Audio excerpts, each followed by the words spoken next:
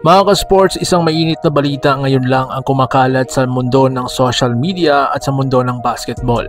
Ang dating Gilas at dating Ginebra forward na si Jaime Malonzo. Kaya ang tanong ng marami, balik Ginebra kaya siya? Pero teka, hindi ito ganon kasimple. Kung trip mo po ang ganitong content, pa you wanna follow at pa-subscribe na din. Tara, simulan na natin. Matapos lamang ang 5 laro sa Japan B-League, inanunsyo ng Kyoto Hanaris na naghiwalay na sila ng landas ni Jaime Malonzo. Sa official statement ng team, mutual decision daw ito.